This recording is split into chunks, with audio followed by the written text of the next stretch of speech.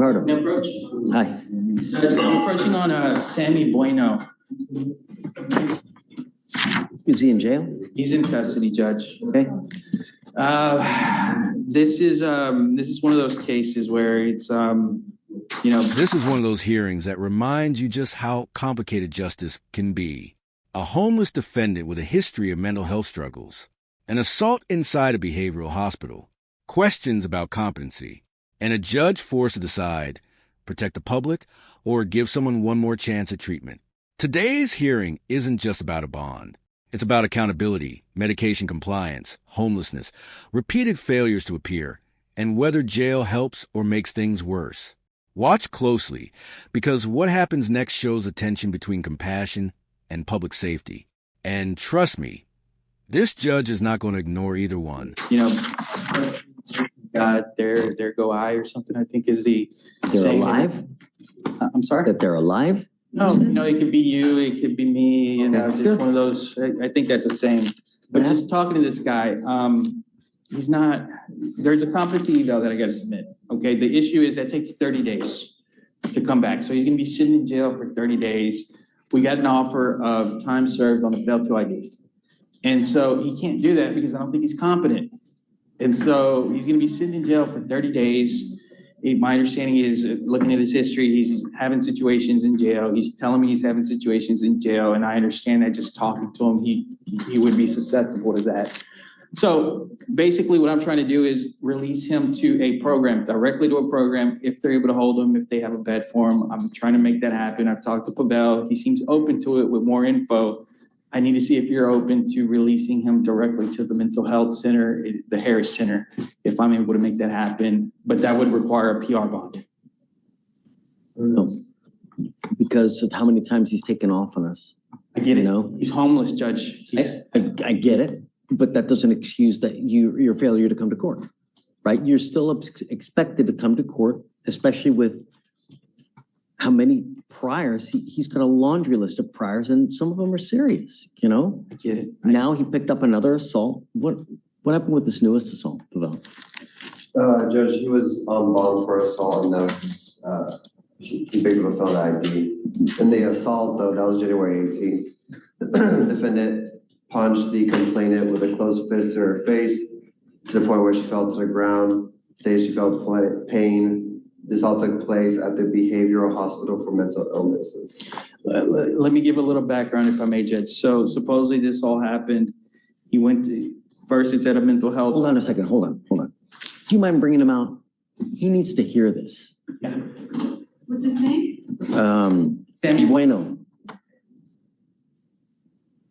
And Judge, actually, you weren't here. Trinidad was here at the time. So Trinidad was originally on the ABI. When we were here, he was out on bond. He showed up, he sat here, and he had some concerns for his mental health because he was making comments at the time. So, Like what kind of comments? suicidal comments. So we left him out on bond. Trinidad filed a motion saying he's competent, but he's hearing voices, like just, I guess, is like a CYA kind of situation. But we have something on record saying he is competent, but my understanding is today he may not be competent. Let's see. That's why defense wants the motion for competency. And Judge, My only issue is that, great, we can send them there. How do we know that they're protected though? Detective, Right. What if he lets loose in another behavioral center in the MHMRA place? that's the thing, Judge. I can't. We could talk to him. We can inquire as to why he missed those court dates. I think you'll see where I'm coming from. That's not relevant to these cases. It's a failed to ID and it's an assault. Him missing the court date. If we just talk to him. No. Don't want to. If I let him out to the MHMRA, the Harris Center, what's to say he doesn't go and beat everybody up there? Yeah, I get it. I can't guarantee that. I get it, Judge. I get it. But I'm trying to get him some help, you know? I get 30 days in jail is not the help, you know? Mr. Bueno. Yes, sir. How are you? How's jail? The job been all right. Do you know why you're here? Yeah, for once. Tell me again. Once. Come closer. Come to the bar. I can't hear you. one, Correct. For what though? no, just, The assault. a shot, yeah. You know what happened with the assault as to why you got arrested? I was in a mental health hospital. And then what happened?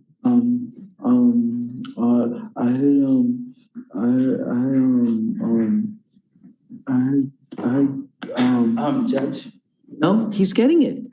You're doing great, Mr. Bueno. You're doing fantastic. Judge, this may go into, Well, my point is that I got hungry, and I asked the lady, I asked the guy for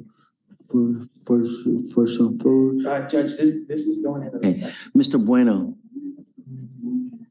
your lawyer here, Mr. Laredo, wants to get you into the Harris Center to get you help. My fear is that if we do that, another assault will occur. And I do not want that to happen.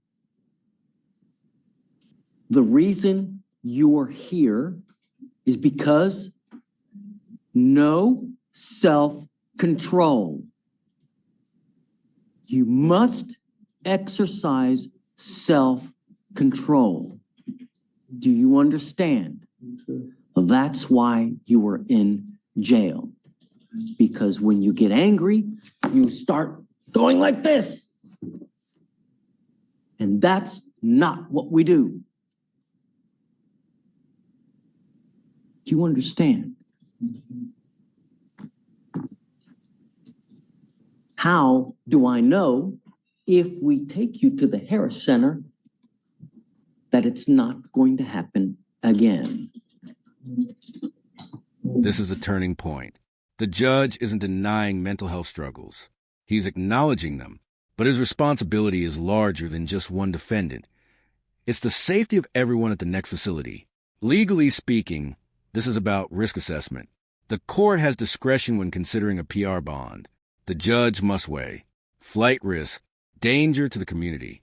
And here's the tension. The assault happened at a behavioral hospital. So if the court releases him to another treatment facility and something happens again, that liability falls squarely on this decision. Now, I want to ask you, should courts prioritize treatment over detention in cases like this? Or does prior violent behavior outweigh the mental health concerns? Let me know what you think. I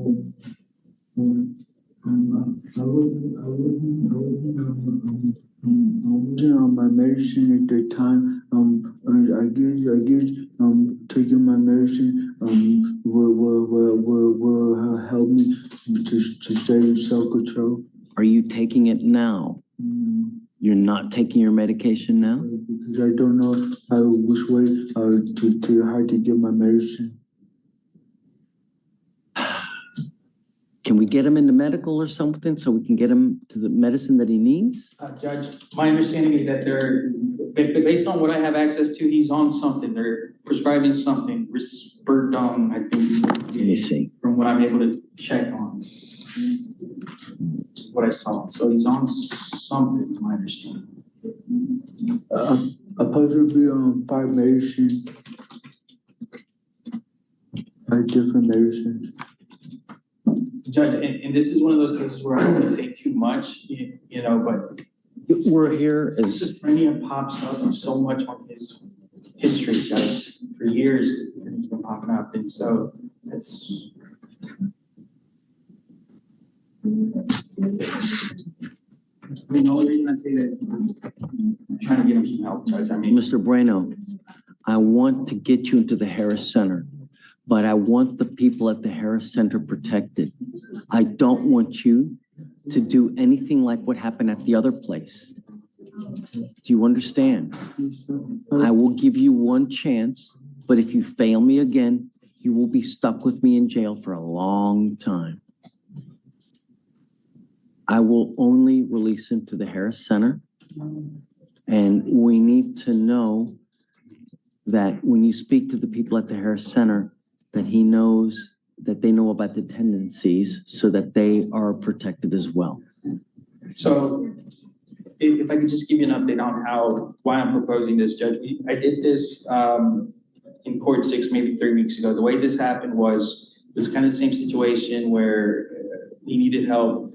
I get in contact with somebody in the MAC. They tell me supposedly there's different programs or stuff. I explain to them what's needed.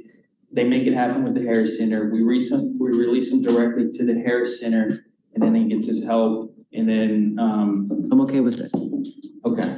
And But like I said, only if he gets released to them and they pick him up and they take him directly there. right, that's what we were able to do last time, and that'd be the expectation this time as well. Okay, I'm okay with that. Okay. So I'm gonna roll it to what's today, Wednesday?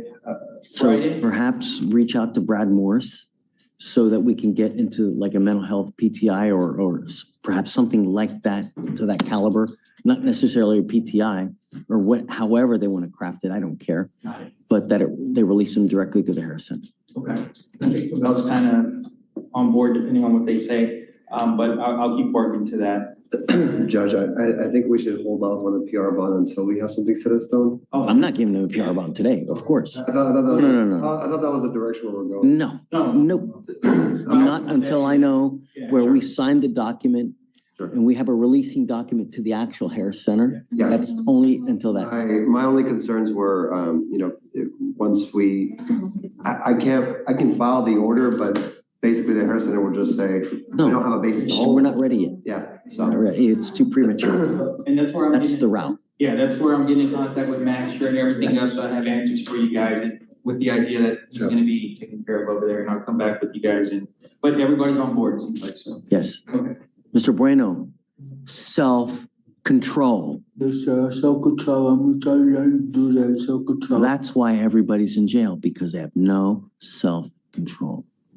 Start doing that self-control. Good. Good things will happen then. Yes, sir. Okay. Thank you, sir. All right, Judge, thank you for the opportunity. All right, Sam, I'll talk to you in a minute. Yes. Paradone is for schizophrenia. What's that? It didn't say that he's taking anything. I didn't see that he's actually taking anything. I didn't see it. Or that he's been prescribed. It's for schizophrenia, bipolar, and On a page that I could see on the orange sheet or whatever, on top it says what he's taking, meds currently taking or something. So, but yeah, Judge, so I'm gonna touch base with the MAC person, get everything in order for you guys, and then you guys Set can it- sign off on it. Perhaps a week, or how long you want to do it? Judge, I'm gonna try to make it happen by Friday, Okay, or, however you want. he's right. As of April 13th, he's taking risperidone. that's what I saw, yeah. Okay, good. And Maybe that's why perhaps he was as good as he was today. yeah. Able to communicate, he was doing great. And he's homeless, Judge, when, I'm assuming he's not taking his stuff when he's homeless, so, yeah. That's right. But let me reset it. Thank you, guys. Okay, I'm gonna step down briefly and then we can do Thank you, it. Judge. I think you were good for this.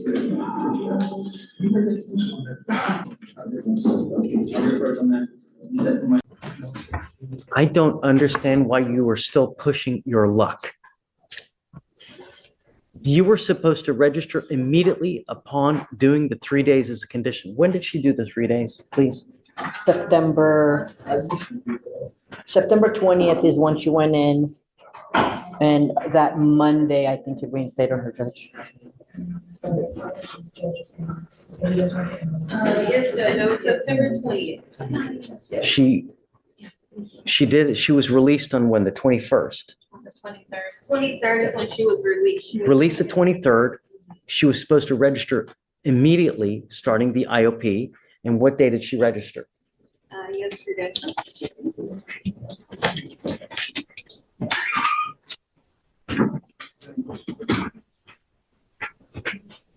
Says her probation officer told her she had a month. I told you here what you were supposed to do.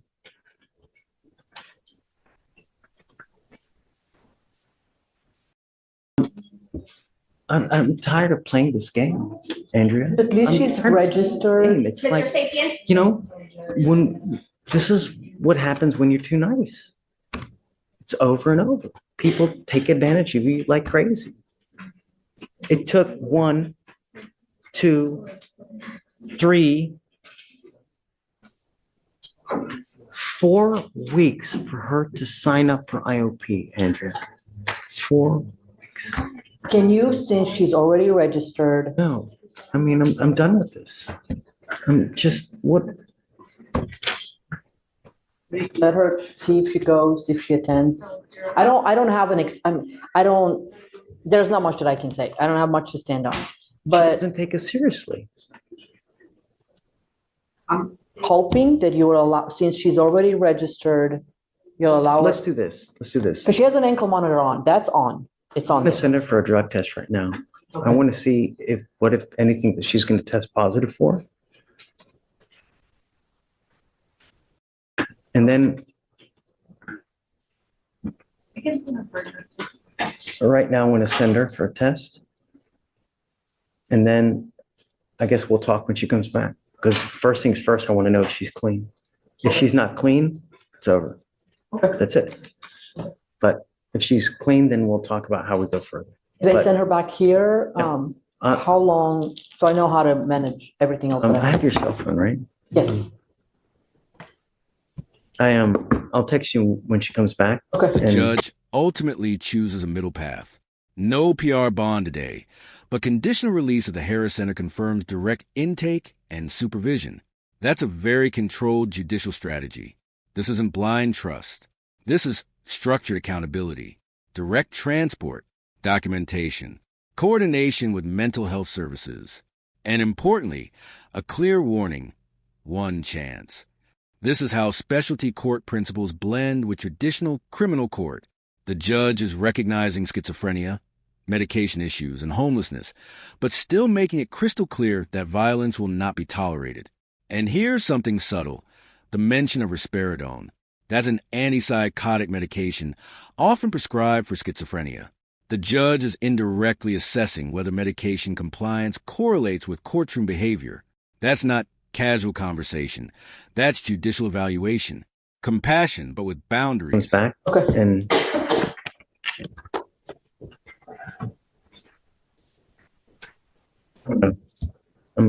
I don't know. Just take a seat for a minute. Thank you, Judge. Thanks, Andrew. Judge, will you approach Ms. Ramirez? Absolutely. The state position is that we follow the recommendation of the Yes. probation department. Either feels A, she's reached a point where they can no longer help her and she needs a higher level of care than the probation department can give her. Or B, if the probation department feels that they can still treat her, we follow the recommendation of the probation department.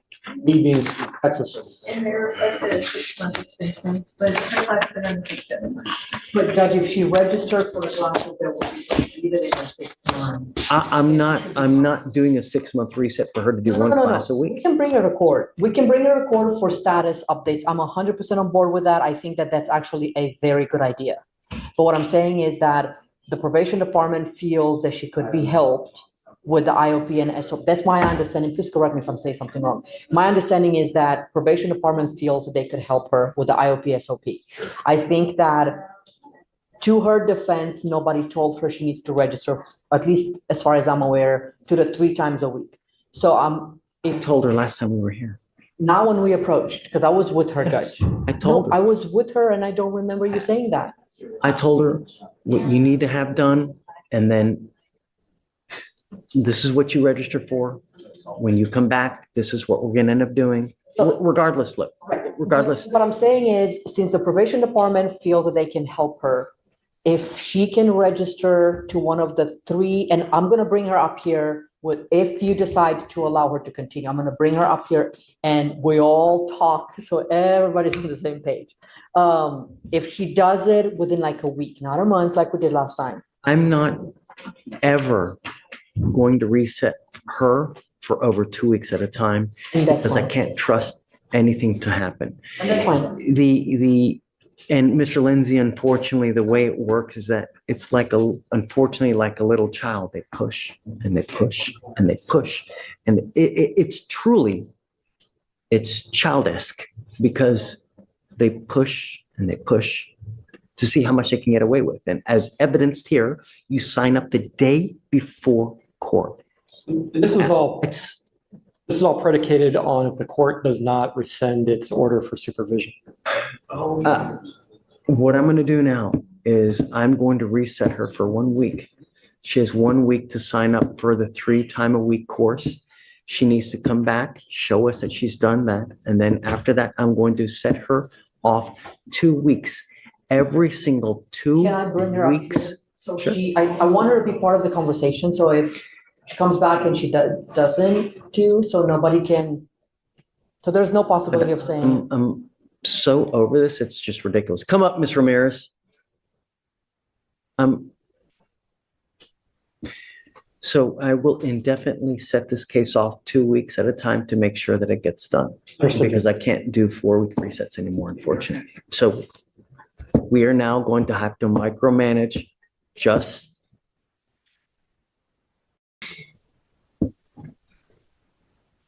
I don't think that this is right. And I don't think that this is fair, because it really spits in the face of every single person who does a good job with this program. And what you're doing now is not what this program is designed to do. And it really violates the spirit, because this is a program that's supposed to teach you right and wrong, teach you how to act in the free world. And you've done everything against that. I mean, for you to sign up for the class 1 day before court, it's just, it hurts. And it's shameful. Because when I told you, last time you were here, I told you that I wanted you to sign up immediately after you were done. And you sat there and you waited. Not 1 week, not 2 weeks, not 3 weeks, 4 weeks. Oh, person's come back. So now you've shown me that I can't do long resets on your case. So if you fail one more time, if you ever fail to attend a meeting, if you ever fail to whatever you need to do, you will be out of this program. I will not do this again, and I will immediately set your case for trial. You have 1 week to sign up for the class. That's 3 times a week. And thereafter, you will get 2-week resets every single time to show me that you have attended this class 3 times a week. If you fail to go one of those times in a week, because it's the class is designed for you to go 3 times a week, every week. And if you fail to do that, that's it. Do you understand? Yes, sir.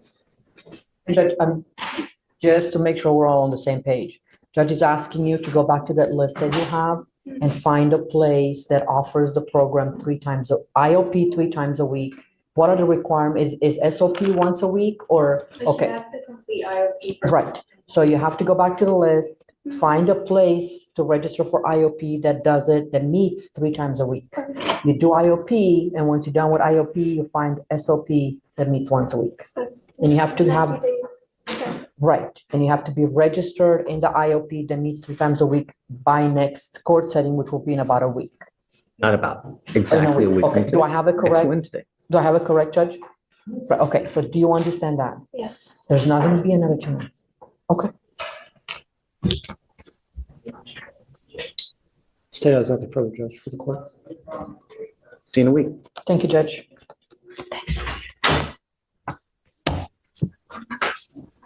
Morning, Mr. Dunham. How's jail? Terrible. Great. That makes me happy. Because you gotta understand, the worse of an experience you have, the higher likelihood when you do eventually get out, you'll think, if I do this, what's gonna happen? If I say this, what's gonna happen? Because that is the most important thing. You gotta understand, we value public safety. It's really, really important to us. So you're here now because it looks like you picked up a case out of state and you want me to set you a bond. Is this right? Yes, sir. You need to understand that my only concern are 2 things. Number 1, are you a danger to my public? And number 2, if we set you a bond, are you going to go back to the jurisdiction that you wanted from? Yes, sir. Those are the 2 things that I'm concerned about. So what's he wanted for out of state? He's wanted out of South Carolina for robbery. Robbery? Yes, Judge. State would be opposed to a bond. He's currently has an open case of engaging in organized criminal activity. He's also on deferred for a third-degree felony theft, which he has not yet made the bond collectively of $50,000. He's also had a prior evading with a motor vehicle, a misdemeanor evading motor vehicle, criminal mischief, and a theft. And it looks like based on the dates of each charge is that they're slowly escalating. It started with catalytic converters where he's using electric saws to steal them, but in the last evading is that he was also driving a stolen vehicle, and obviously now he's using weaponry or threats. And so based on the fact that from 2022 to now that he has been charged at least 6 times, 3 of which are felonies, and the fact that he has 2 open cases that he has not yet made bond on, is that he's a definition of a flight risk and safety risk. So I would be opposed to it.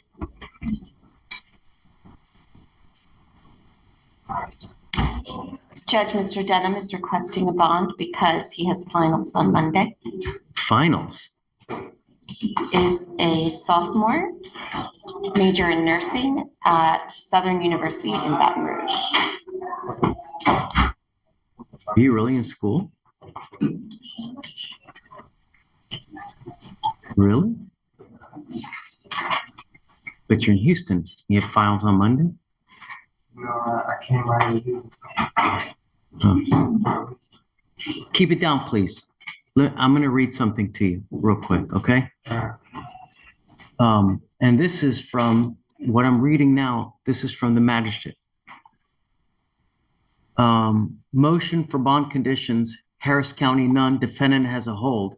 10/16/24. Officers conduct an undercover sting crime suppression operation to catch suspects who are engaged in organized criminal activity, bank juggings.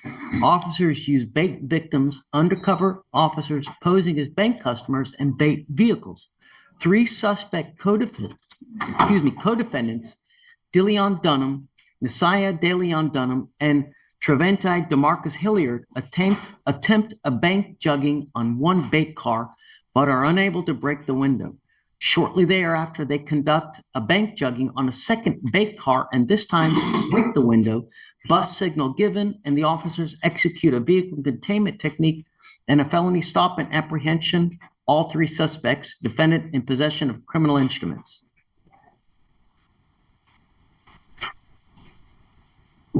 You're on probation for a 3rd-degree felony.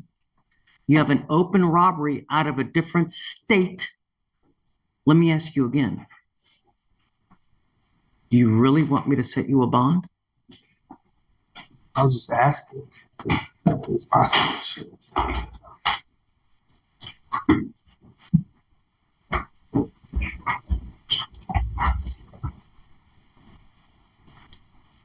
No.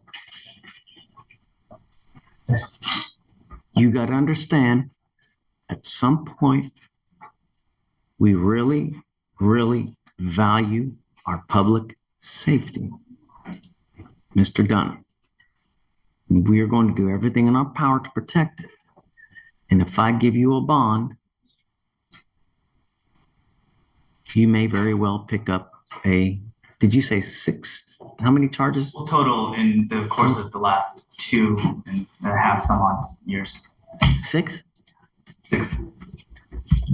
Sometimes we have to protect people from themselves because of their own personal. So, Mr. Dunham, I'm sorry, but I really think that you are a complete danger to our public, so I can't do it. All right. I'm sorry. The local, it's likely going to get reset for Tuesday, then reset again. He's set for preliminary appearance upstairs, so it's just an arraignment, but it's likely going to get kicked out again for discovery. And so I'm just Here's the deal, though. You need to understand that you have not made bond on your felony case. Okay, well, here's the deal. The problem is that while you have not made bond, your case here, the fugitive case, remains in a holding pattern. So the time that South Carolina would normally need to come get you is told until you make bond on that felony case. The other thing is that you're also on, Dave, where was he on felony probation from? On deferred adjudication out of the 338th District Court for a 3rd-degree felony theft. I wonder why I can't even see that. Have they issued a motion to revoke on that one as well? No, they set Well, for some reason, it says to hold on JWeb, but it doesn't show it on, yeah, no, hold on. It's just from a couple of days ago. I'm assuming you're just following MAJ today. Is that what you see, Dave? Oh, you're right. They haven't filed the MAJ yet, but I can't see the processing queue in the 338. So if So- they file it, it'll be this weekend. At some point, they're also probably going to issue another warrant for your arrest because of all these cases now, because you're on probation. So at that point, you'll also probably have to set a bond on that one, or they may not set a bond. I don't know. Right. What we witnessed today were two very different judicial philosophies in action, but guided by the same core principle, public safety. In the first case, the court balanced homelessness, schizophrenia, prior assaults, and competency concerns. Instead of defaulting to punishment, the judge required structured mental health intervention, but only under strict safeguards. That's accountability with oversight. In the second case involving the out-of-state robbery warrant and multiple escalating felony charges, the analysis was different. 6 charges in under 3 years. Open cases. Deferred adjudication. Organized criminal activity. That shifts the risk calculation dramatically. And when escalation and repeat conduct appear in a record, courts prioritize community protection over opportunity. These hearings show something important. Judges don't make decisions emotionally. They make them based on patterns, risk factors, compliance history, and statutory authority. Now I want to hear from you. Do you think the judge struck the right balance in both cases? Should treatment opportunities be expanded, or was denial of bond the only safe option? If you found this case as intense and thought-provoking as we did, make sure to hit that like button. Share your thoughts in the comments, and don't forget to subscribe for more jaw-dropping courtroom breakdowns. How old are you? 20. You're 20? All right. Going the wrong way, Mr. Dunham. You're really, really begging for a lengthy prison sentence, dude. That's it. Okay. Thank you, Judge. Thanks, Judge.